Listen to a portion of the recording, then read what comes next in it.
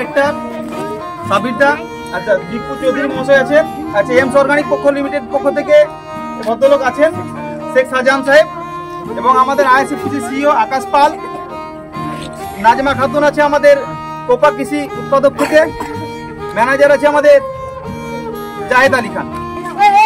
আইএসএফসির পক্ষ থেকে আমরা আজকে রামপুরহাট 1 ব্লকের কাদাসিন গ্রামে ড্রোনের ডেমনস্ট্রেশন করার জন্য নিয়ে এসেছিলাম।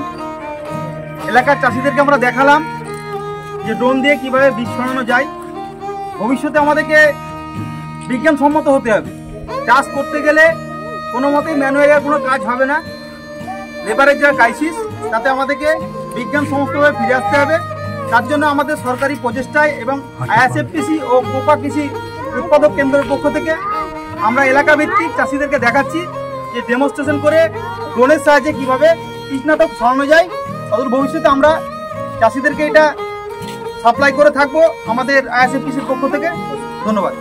এবার আমি আমাদের আইএসএফটিসির পক্ষ থেকে আকাশ পালকে আমাদের সিইও কিছু বলার জন্য অনুরোধ করছি। নমস্কার, সবাই ভালো আছেন? আজকের দিনে দাঁড়িয়ে আমরা যদি দেখতে পাই তো চাষিকে যেটা করতে হচ্ছে, পিঠে একটা ভারী স্প্রে মেশিনের বক্স বেঁধে জমিতে নামতে হচ্ছে, পিছনে একজনকে লেবার রাখতে হচ্ছে যে বালতি নিয়ে নিয়ে নিয়ে নিয়ে নিয়ে নিয়ে চললো পিছন পিছন। বর্তমান দিনে দাঁড়িয়ে আমরা এলাকা সার্ভে করে যেটা জানতে পেরেছি চাষিদের কাছ থেকে, সেটা হচ্ছে এই এলাকাতে বা এখন ম্যাক্সিমাম এলাকায় লেবারের খুব ক্রাইসিস। কি দাদা, ঠিক কি ঠিক না? লেবারের খুব ক্রাইসিস, যথা সময়ে লেবার পাওয়া যাচ্ছে না, তাই জমিতে স্প্রে করাও হয়তো সময় মতো হচ্ছে না, যার ফলে মাজরা চুষি এসব টাইপের পোকা লাগছে।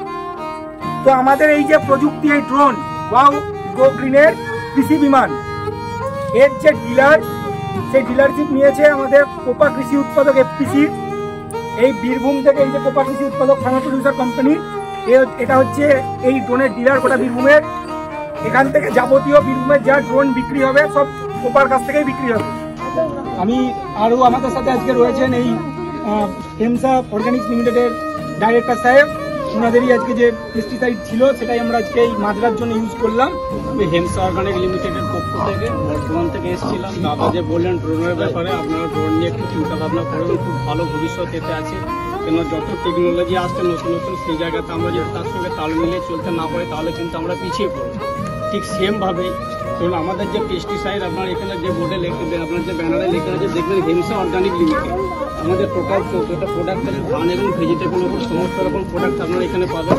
তো ধানের উপর আপনার যে এখানে যে ডেমোটা দেওয়া আজকে হলো, এটা হচ্ছে আমাদের যে প্রোডাক্টের নাম হচ্ছে হান্টার, যার ডোজ হচ্ছে নর্মালি যেহেতু ড্রোন দিয়ে করলেন, আমি ড্রোন হিসাবে বললে 1 একরে আপনার 100 ml দিতে হয়, এবং এটার ডিউরেশন হচ্ছে আপনার 25 থেকে 30 দিন। আপনি যদি মাজরার জন্য অন্য যে সমস্ত আমরা কেমিক্যাল পেস্টিসাইড ইউজ করে থাকি, দেখবেন সেটা ক্ষেত্রে হয়তো আপনার 10 থেকে ম্যাক্সিমাম হয়তো 12 দিন পর আবার কিন্তু আপনাকে স্প্রে করতে হয়।